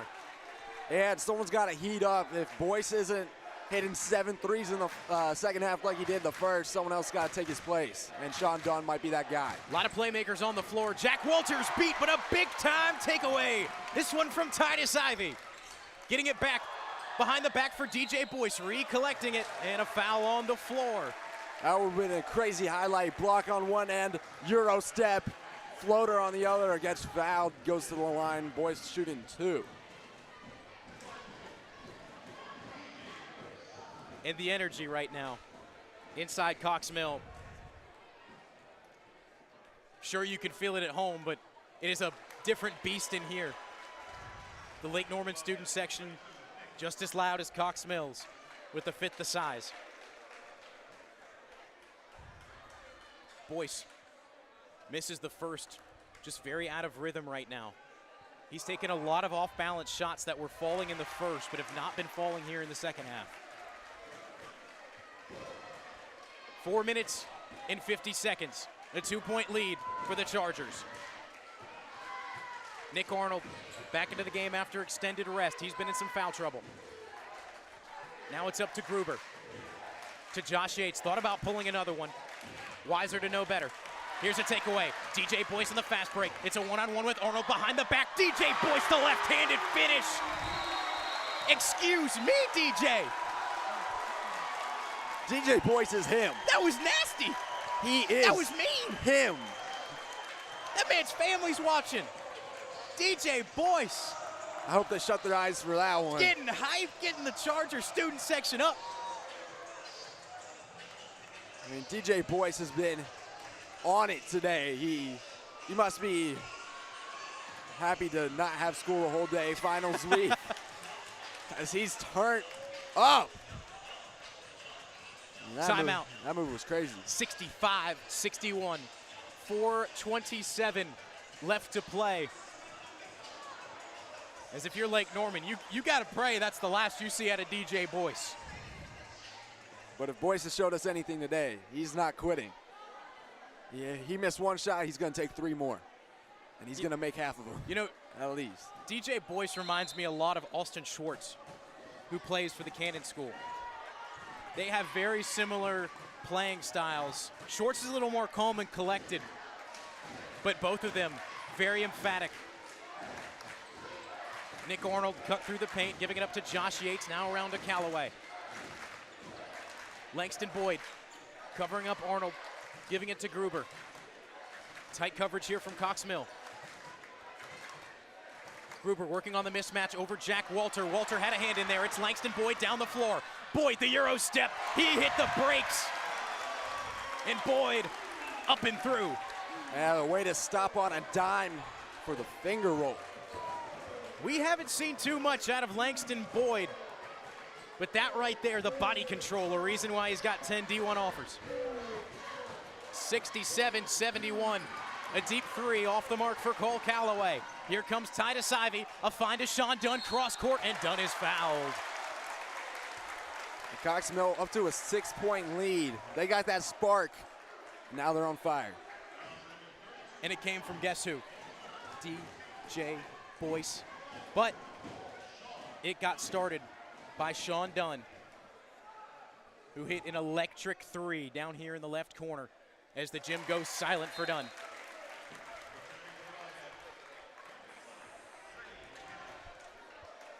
Boyce walking over, giving him a high five.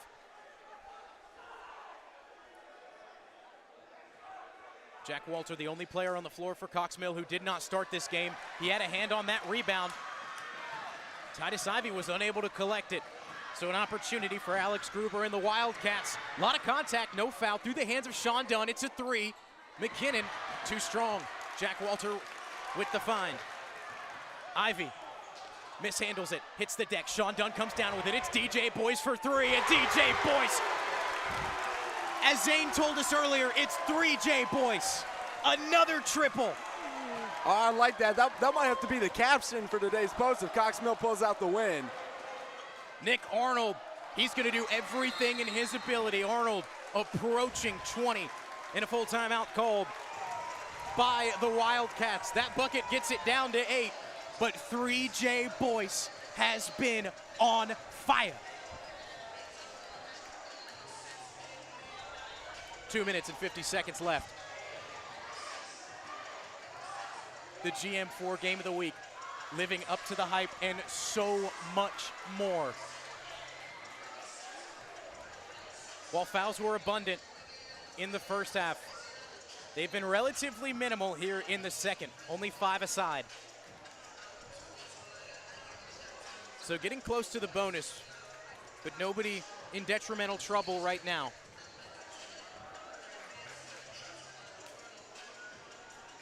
So Jack, if you're Grant Hodges and the Wildcats in the huddle right now, what are you telling your guys? What's your game plan coming out of the timeout? I mean, you gotta stop. You were doing so good getting those blocks, forcing those turnovers. Cox Mill wasn't able to score.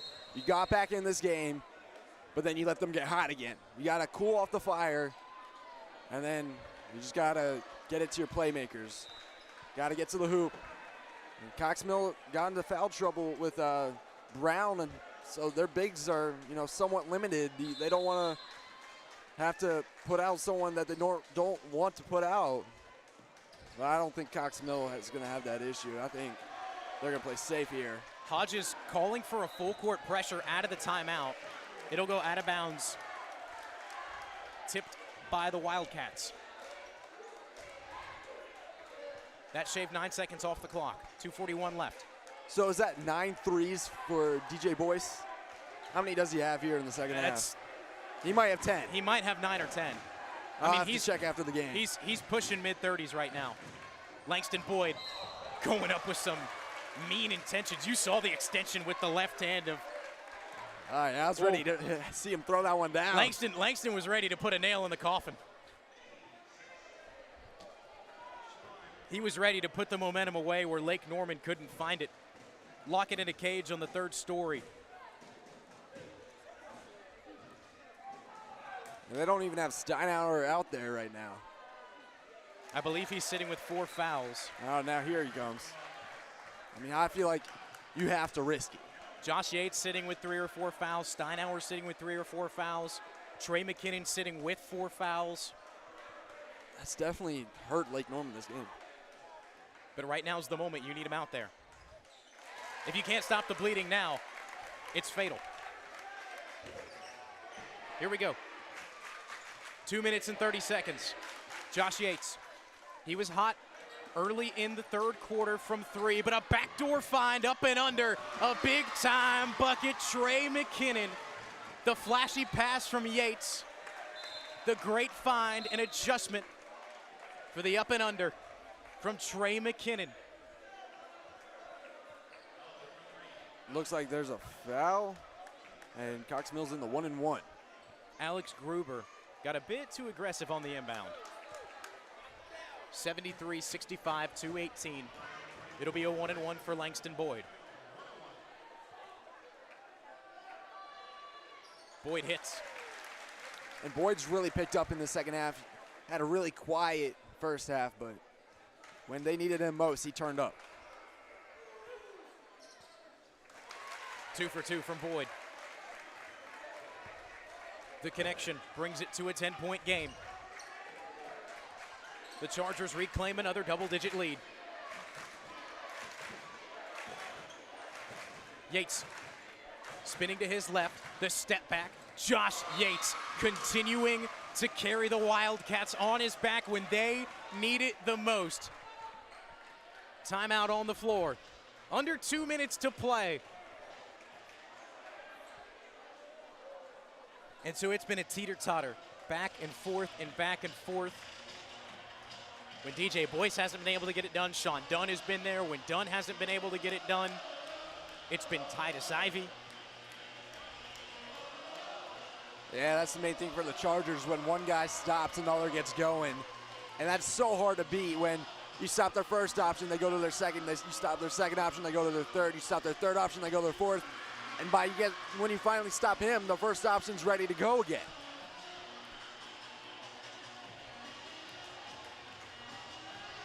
We're at the 2-minute warning, pretty much. 2-minute warning in high school basketball. 8-point differential. Yeah. 7 fouls on Lake Norman. The Chargers currently sitting in the 1-1. 5 fouls committed by Cox Mill. Yeah, and Cox Mill has 2 fouls to give, so if Lake Norman starts heating up and they have a fast break, it's not going to be a clear path to the basket, you might, be a little more aggressive.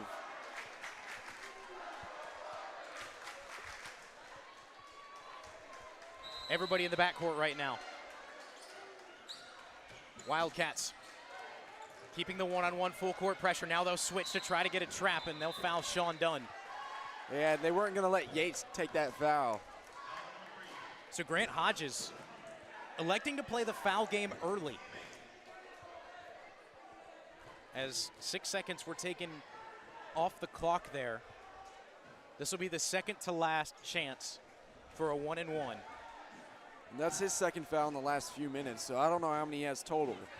But he's got more than 2, or at least 2.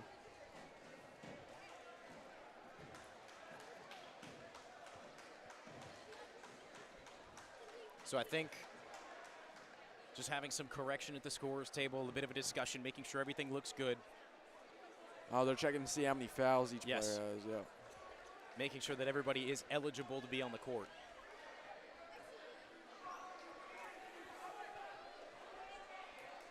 So if Cox Mill is able to pull off the victory here at home, they will move to 11-7 on the year and move to 4-3 in the GM4 conference. If Lake Norman stays down, it'll be their first loss in the GM4 and will send them to 11-6. Dunn connects on the first from 1-1. Big implications. As many knew coming into this game in the GM4. This is the first meeting, I believe, between these two teams, is it not? Yeah, I believe that all the GM4 matchups are still the first. I don't think anyone's had the second of matchup yet. Just wanted to confirm. But that will be soon, since I believe this is the 7th conference matchup. So, actually, no, wait. Cox Mill's played Hickory Ridge twice, so all I said was a lie. So they might have played twice. So. Callaway, the Euro step, the left-handed finish, the bottom of the cup. Callaway draining the water cooler. Every last drop needed. Langston Boyd. That's a smart play right there. He brought it down 75 feet, giving the other 25 to Titus Ivey. No separation, so they'll give it back to the top of the key. 1:20 to go. The kick to Jack Walter in the corner. Not enough room. And a foul.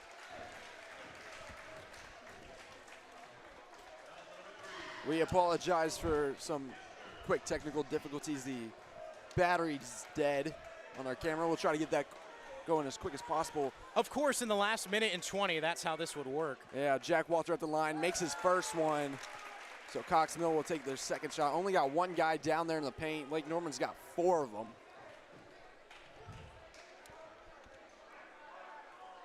Walter at the line. Oh, off the rim on the second. Steinauer with the board. Here comes Yates. Josh Yates crossing the timeline, giving it up to Steinauer in the paint, and it's a turnover on the baseline. Langston Boyd taking it the length of the court, back the other way. Boyd, a loose ball on the floor, scuffle for it, and a whistle.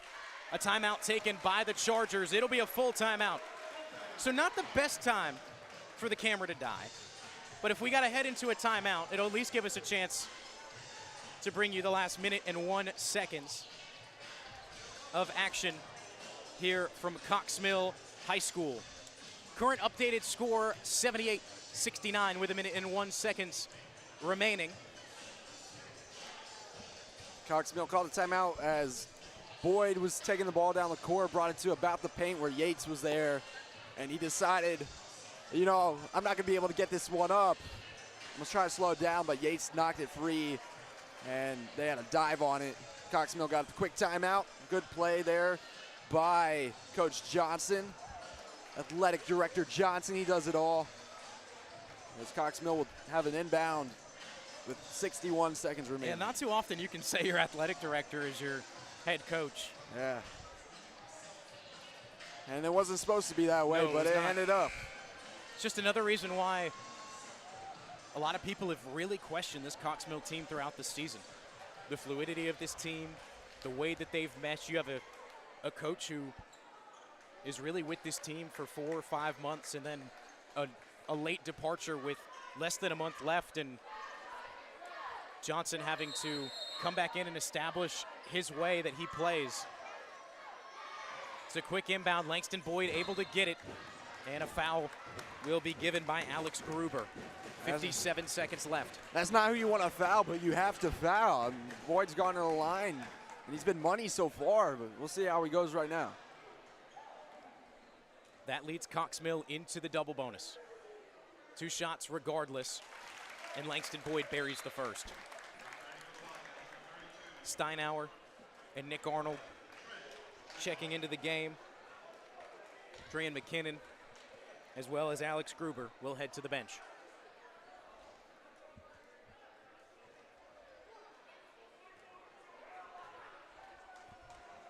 To make it 11. And Langston Boyd, he has found a rhythm.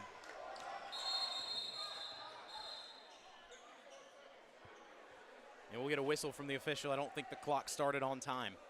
Or it started early. I think it might have started early. I think Lake Norman was trying to let it bounce a little before they touched it. Yep. Save a second. Clock just started as soon as he passed it in. So we'll see if they reset back to 57 and do the inbound again, or if they'll just take a second off the clock and give it at the scores table at half court. The first quarter ended 22-22. These teams on pace for 88 a pop. Cox Mill has been the team not to necessarily maintain that pace, but the defensive end has really come out, especially in the second. Beginning of the third was very electric. They were up 57-42. A 19-2 run brought Lake Norman right back into it, but Cox Mill has been on it ever since. It's been very tough going for Lake Norman with foul trouble. Josh Yates, one of the most electric three-point shooters on their team, has 4 fouls. Couldn't find it there. The put back in the paint from Trey McKinnon gets it back down to 9 and a timeout on the floor. 9 points is going to be hard to come back. You have to hit, well, it's only 3 possessions. If you look at it that way, it's not too bad, but you got to stop them from scoring 3 times, and you got to stop from scoring 3 times, and they get 2 free throws apiece. Yeah. I mean, it's... Unless you don't foul them and you just steal it. It's tough sledding.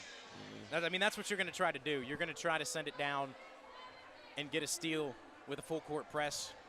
If you can't do that, get a quick foul off, shave a few seconds off the clock, and hope you can find that steal for a quick bucket. If not, hope that the Chargers hit the Arctic from the line. 80-71, 45.3, the official time on the clock. And what a great game this has been, Jack. I know you've only been on the call here for the second half. Zane Metz was with us in the first.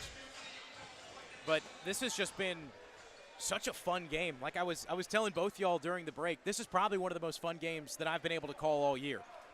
That's my favorite basketball game I've called all year. It's your first, isn't it? It is my first, yeah. I usually play you're a little biased on that. I play my rec games on Friday nights, and I have my practices on Tuesdays, which was very unfortunate, but it's just how it panned out. Langston Boyd, they'll switch to Sean Dunn quickly into Boyd. He wasn't able to handle it, but a foul is given. Oh, I thought that was going to be 5. It was not. So it's called on Trey McKinnon's younger brother. So the 6'3" freshman, fresh off the bench, will send Langston Boyd right back to the line. That's where his bulk of the points have come so far in this game. Lake Norman's filled with young height, and that's scary. That's scary. sometimes those kids end up transferring, though. Which, you know, it's so weird, but transferring in high school is actually pretty common. Especially with the way the private schools work. So many opportunities for guys to get maybe not as much playing time, but playing at a higher level, more eyes on them. Yeah, we have a few of those guys here, Cox Mill. 40 seconds. Nick Arnold giving it up. Steinauer for three. Too much arc on it. Jack Walter with the rebound. Sean Dunn caught in a bit of a trap, and he'll be fouled by Josh Yates. Student section calling game. Understandable. And it's pretty, it's it's pretty 11, close to it. Up 11, 30 seconds left. The Warriors came back from 10 points in a minute, but this is more points, less time, and you don't have Steph Curry.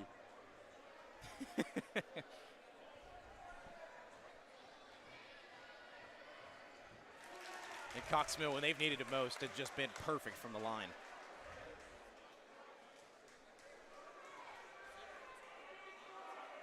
But looking at it, I mean, this Lake Norman team is good right now, but man, oh man, they're only losing 3 seniors. That's and crazy. a lot of their starters and a lot of their playmakers on the floors are in the sophomore or junior class. Quick bucket on the other end from Nick Arnold. Registers another timeout for Lake Norman. Still fighting, but the end looming near as the Wildcats, 22.3 seconds away from facing their first loss in the GM4 conference, and the Chargers of Cox Mill picking up what is possibly the biggest victory of the season. I mean, I think there's no doubt about it. Winning against a conference opponent, especially one as good as Lake Norman, at home by what right now is a decent margin. It's not like when they beat Mooresville last year, it came down to the final shot that Rasheed Baldwin ended up hitting. Cox Mill, this is a big win, get some momentum going as they continue conference play. So looking ahead at the schedules, following this one, Lake Norman on Tuesday, set to face Mooresville at home. As the student sections, just like football, it's Cox Mill. Didn't beat Lake Norman once, but they beat them twice. Once in the playoffs, once in the regular season. The only thing Cox Mill's, oh, wow. Blocked it right back into Titus Ivy. It's going to be Lake Norman ball. And they will say it's Wildcat ball. Well, that's what the announcement is, and there it is. Titus Ivy, frustration about that. Yeah, that was good defense there by Trey McKinnon. Steinauer's got to come back in for the younger McKinnon.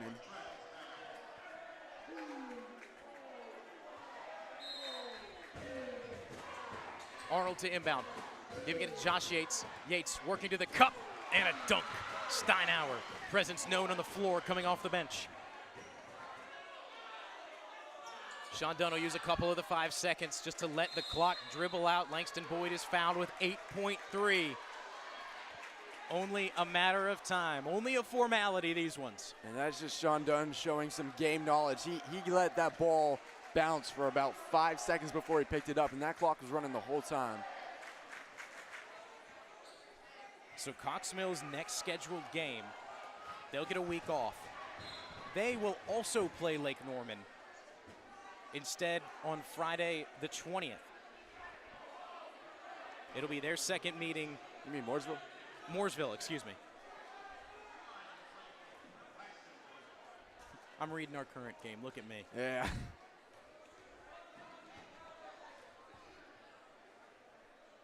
Langston Boyd. It feels like he's hit double digits in this game just from the free throw line alone. I mean, he probably has. I'll look at the score sheet after the game, but I mean, he's always making them too. 6 seconds. Cox Mill just standing around as the clock strikes 0. A big-time victory for the Cox Mill Chargers. They win 86-77 over the Lake Norman Wildcats. It has been a fun one. This has been the GM4 Conference Game of the Week. player of the game, it's got to go to DJ Boyce. He's pushing somewhere in the 35 to 40. Make sure to stay tuned, as we'll have interviews after the game on the Cox Mill Sports Network Instagram page. Make sure to head over there. And if you're not following already, I don't know why the people wouldn't be, but Jack, they might as well go ahead and give a follow. Yeah, go follow us on Instagram and Twitter at CoxMillSN. And here on YouTube, we're Cox Mill Sports Network. We'd love a follow. DM us, send us a message. Let us know how you feel about the broadcast. Absolutely. Anything we can improve on, anything you'd like to see us do more of. And we'll post a graphic and an interview after this game, most likely with Boyce, after the way he played, as Cox Mill takes a victory in conference play. Hopefully it won't be the last broadcast of the year. Hopefully not. It was a fun one. And we hope to bring you more content and more action right here from Cox Mill High School. For myself, David Katzenmeyer, my two fellow partners,